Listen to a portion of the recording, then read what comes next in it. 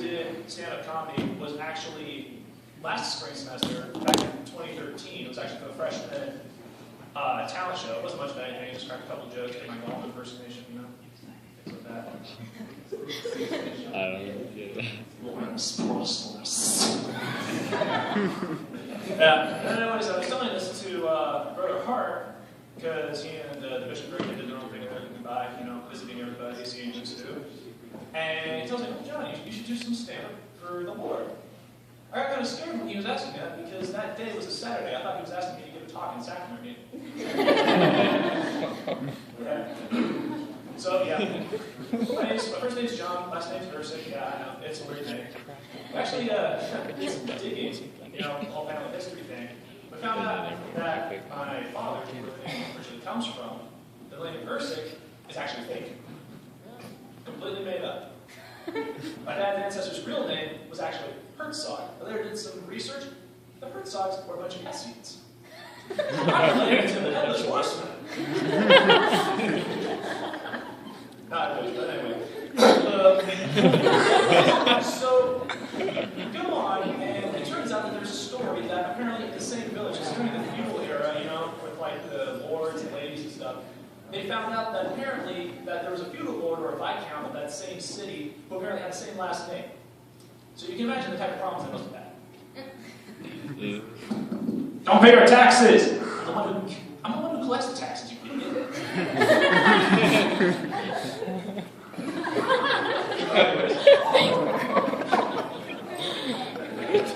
Anyways, so, wow, that was a lot of fun. So I've been just going on for heaven knows how long. Probably was a couple months, maybe a couple years. Well, it's not a couple of years. I mean, if they did, wow, they got a lot more patience than me.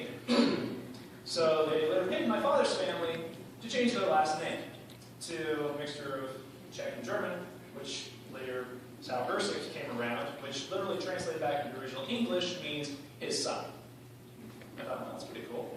And I got kind of curious. I was like, huh, I wonder what my full name really means. So I got one on the internet, grabbed a couple baby books, was looking around, and I was able to find out what my real full name really means. John is actually Hebrew for beloved of God, or God is gracious. Henry is Old English for a steward, or like a caretaker of an estate, and then Ursic means his son. So literally, my full name means, well, I got this written down here, is the third steward of his beloved son. Pretty ostentatious, don't you think? Yeah, the Urban Dictionary wasn't as generous.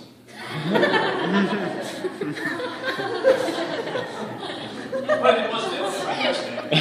I pasted this from their site. I'm guessing whoever wrote this must have had a really bad encounter with someone with the same first name as me, but I'll just go ahead and read this. Of course, they misspelled some words and used extra letters, so I'll be sure to pronounce it correctly phonetically. John, an extremely confusing guy. Shows that he has feelings for you, sometimes.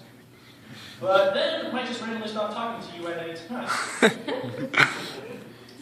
Very, two Y's there. Flirtatious. Can't skip that word.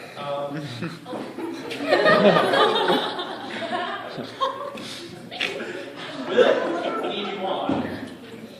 That's 5 L's right there. Hilarious. First it's spelled hilarious with an A instead of I. Full of charisma. You have to love him. Boys are jealous of him. Girls are jealous of the girl he's flirting with at the time. Not persistent. Changes moods easily. Moody. Greatest, most annoying person on the face of the earth. Yet I still want to be with him. And then underneath it says here in quotation marks, I am so... by those, confused about what to do about John. He is great about confusing 5 G's. It makes me sad and angry. Or depressed. It's upsetting. Is he worth it? Question mark, and there's quotation marks. Wow! There's someone else in the world who thinks just as badly as me as my ex-girlfriend.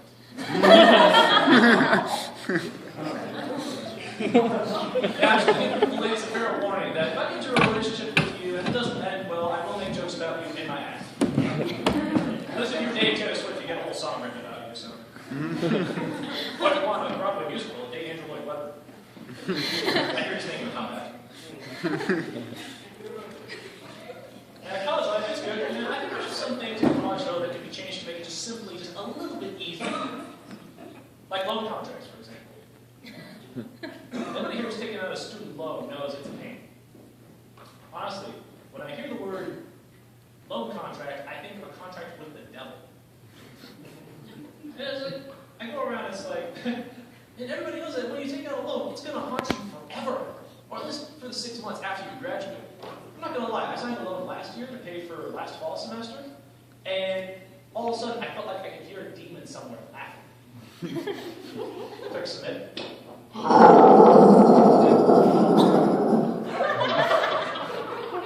Give me your soul. That was in the sport, and there was a bunch of statues around, so. Actually, I read the whole contract, oddly enough. It was like 10 to 20 pages long. I summarized the whole thing. This is what I got from it, okay? You are borrowing money. We want you to pay it back, plus a little extra. Use it only for schooling. If you agree, sign below. If not, then good luck in paying for tuition. But no, you look at these contracts, and they're just full of these little subsections and stuff with like Roman numerals I didn't even know existed. And it's like the law of Moses up in here. It's like, you may only borrow $3,000. $3,000 shall be the number of the borrowing, and the number of the borrowing shall be $3,000. Thou shalt not borrow 1,000. Then you shalt not borrow 2,999, except in the event that thou then proceedest to change it to 3,000. 5,000 is right out. Didn't have to worry about financial stability when I was in a position field, let me tell you that. Okay. I didn't even say anything. I'm pretty funny. Anyways, so going back to the mission, there's actually people talk about stuff about their missionary life, you know, the things that they did, great people they taught, great people they baptized and stuff. One thing I like to talk about was one time I got really bored of my P day. And I wrote something about the restoration. Later told my mission president about it, and he had me do it in front of a zone conference. And what I'd like to do is I'd like to perform that now, but I'm going to need a volunteer. And this volunteer, let's see, who do we got here? Come on. Hey, Kevin, come on. Come on. Come on. Woo! You're hot, Kevin! Now, what this is actually a rap about the first lesson in the missionary and preach my gospel. Kevin here is going to beatbox for us. Yeah! Yeah!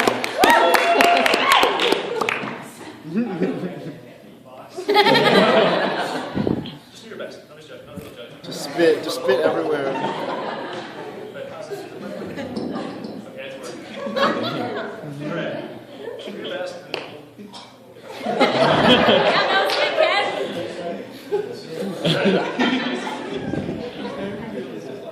Ew. You want me to do it? I can beatbox. Okay, you know what? Go for it. Go for it.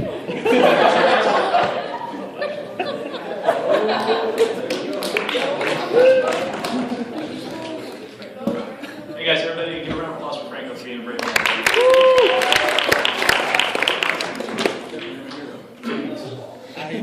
I tried. Has God got a plan for me? Oh, yes, he does. So never be here. Anyone's got to eat here. Let it be here. God gives families and prophets too. To be our guides and to never be fooled by that little kid one who dwells below. Drag us down to that gulf of endless. Whoa! Just like the rest, they were all rejected. Few less they were blessed. It's interesting to listen about all these men. Each one testified for God amongst them. He would come to earth, show us what to do. If you get scratched, then kudos for you. But if it's all about anything, gave them power of the whole priesthood. Teach and baptize too, from loving your neighbor to the Beatitudes. Sadly, he too was rejected, but then he returned. Yes, he was resurrected. Peter and the other teachers was a must. But after a century, they were beaten to dust. No more Church of Christ saved.